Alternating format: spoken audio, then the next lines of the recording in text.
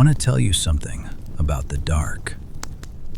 Not the dark you know from streetlights and car headlights and the blue glow of a phone screen. I mean the real dark. The kind you find when you're far enough from town that the sky actually looks like something. The kind where you can hear the difference between wind moving through oak leaves and wind moving through pine. The kind where sounds mean things. You've been out there before, haven't you? Maybe camping, maybe just walking somewhere you probably shouldn't have been after sundown. And at some point, the world got very, very quiet.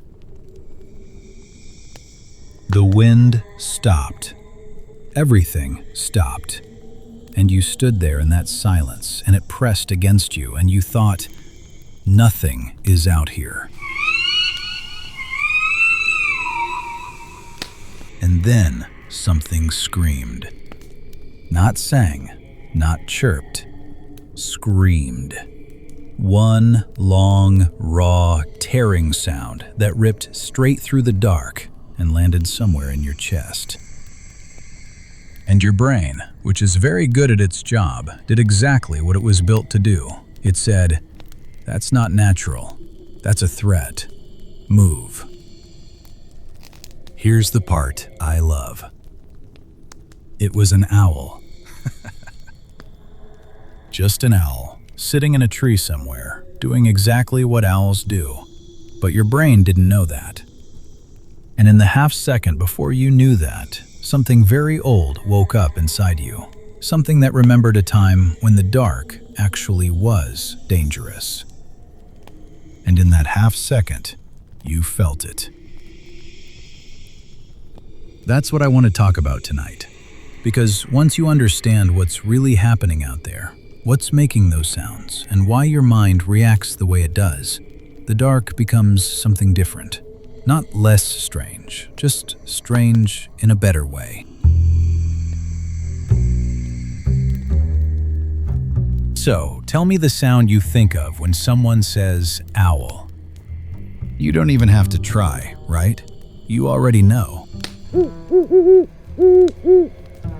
Low, slow, steady, carrying through the trees like it owns them. Comfortable. The kind of sound that used to play in the background of old movies whenever a scene needed to say, "It's night, and everything is fine." That sound comes from the great horned owl, and for most people in North America, it's the only owl sound they can name. It's the one that taught us what owls are supposed to be, these calm, ancient, unhurried things sitting somewhere up in the canopy, announcing themselves to the dark. And there's a reason that hoot feels safe. It's exactly what you expect. Your brain recognizes it, catalogs it, files it away under harmless, and moves on. The night feels normal. Whatever's out there belongs there. The trouble is, that's not what all owls sound like, not even close. Now, I want you to imagine you're alone. Not with a group, alone. Maybe you've stepped away from a fire to find a better view of the stars, or you've pulled over on a long drive because you needed 5 minutes of silence.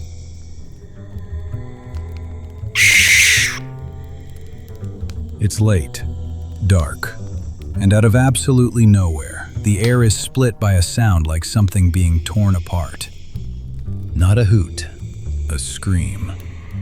Long and harsh and wrong, like it came from something with a lot more weight than a bird.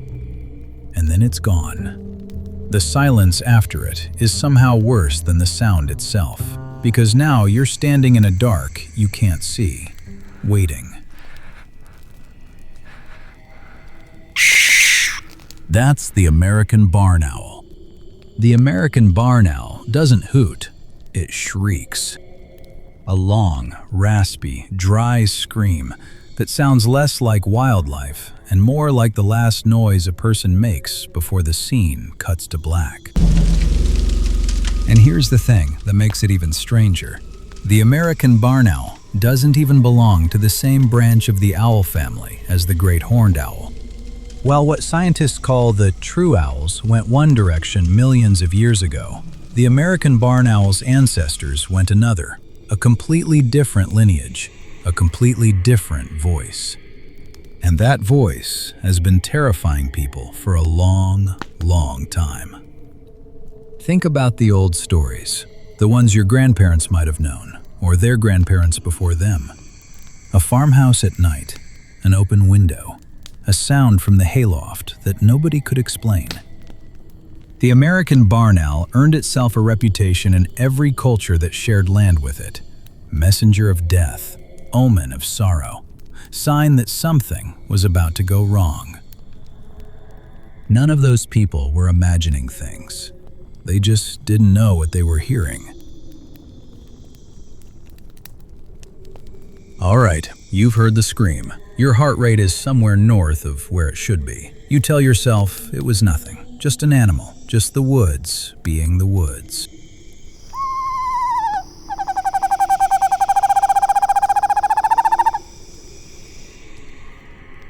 And then, very quietly, the dark answers back. Not with another scream, with something softer. A trembling, wavering sound, thin as smoke, that rises and falls and seems to drift closer with every breath you take. Not loud, not sharp, just present, like something took notice of you and is making its way over to investigate. This is the Eastern Screech Owl, which, despite everything its name implies, doesn't really screech.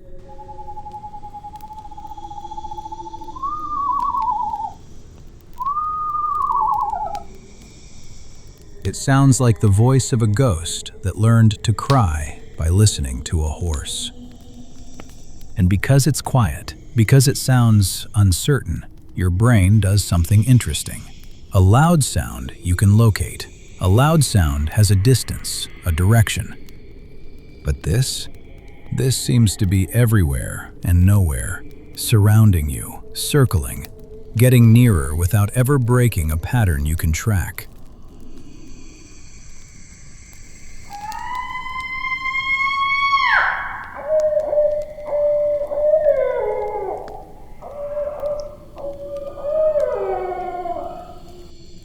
You're about to write it off when something deeper cuts in. A rhythm, deliberate, almost like a sentence. Who cooks for you? Who cooks for you all?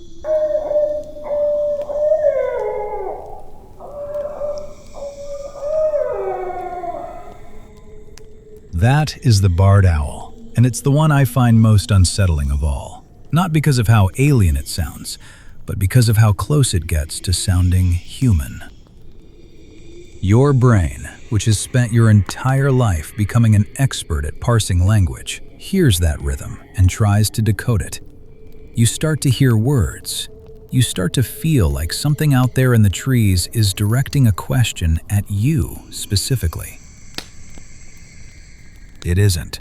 It's looking for a mate, establishing territory, doing what barred owls do at midnight in the middle of the woods. But you don't feel that. You feel the opposite of that.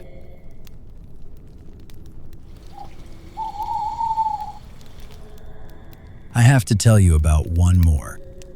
This one isn't North American. It lives in European forests, British woodlands, the kind of countryside where the villages are old enough to remember when the dark was genuinely dangerous. Where for most of human history, strange sounds at night deserved the fear they inspired. The Tawny Owl. The Tawny Owl is the source of the classic sounds you hear in old horror films, and the long, mournful hoo-hoo-hoo that drifts across open fields at night.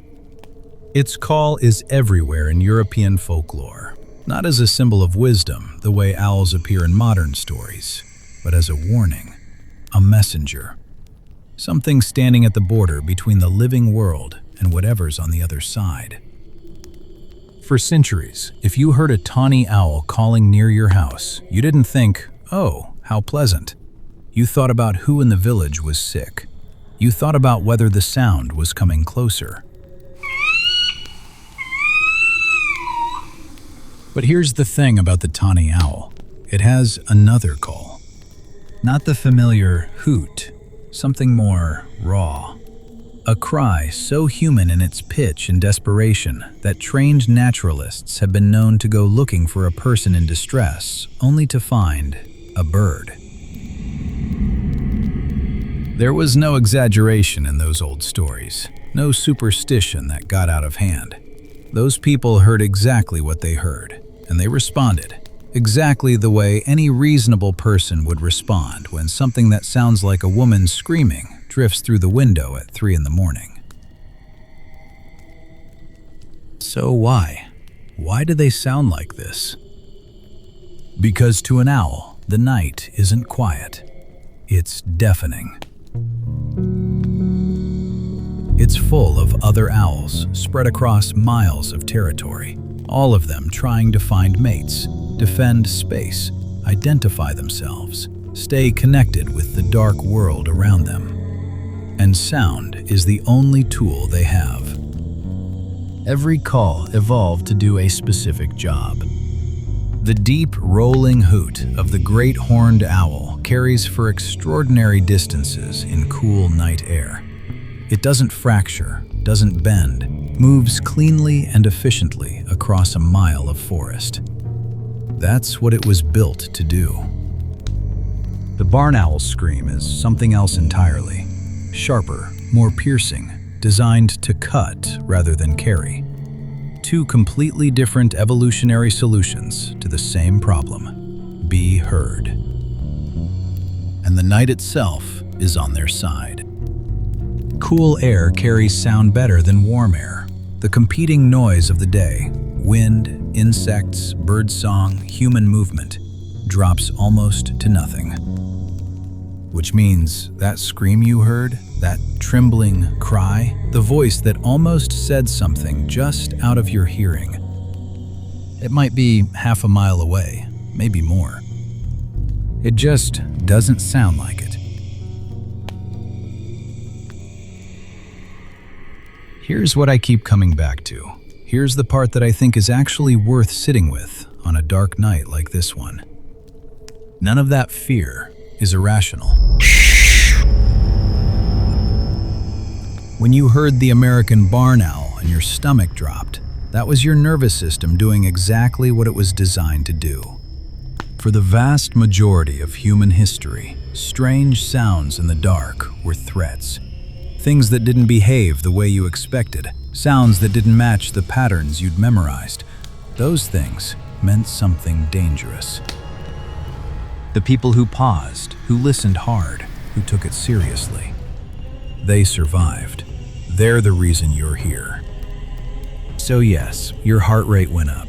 Yes, your attention snapped to full focus. Yes, something cold moved through you that had nothing to do with the temperature. That's not weakness. That's inheritance. But here's what's different now. You know what you heard. And knowing doesn't make it less strange. I won't pretend it does. An American barn owl screaming from 40 feet above your head in complete darkness is still one of the more disorienting experiences this world has to offer. The Eastern Screech Owl still sounds like it's circling. The barred owl still sounds like it's trying to talk to you. The fear is still there, but now it's riding alongside something else. Something more like wonder or respect, or the particular pleasure of knowing you're eavesdropping on a conversation that was never meant for you. Millions of years of evolution happening in the branches above your head. A language so old it doesn't have a human word for what it is. So, the next time you're outside at night, camping or walking or just standing in a backyard that got darker than you expected, and you hear something that makes you go still, that makes every instinct you have say, pay attention. Pay attention. Not because something's wrong, but because something real is out there. Something alive and old and utterly indifferent to you, calling across the dark in a language it's been perfecting since long before there were people to be frightened by it. The forest isn't quiet after dark. It never was. It's just speaking in a register we were never meant to understand. You just happened to be listening.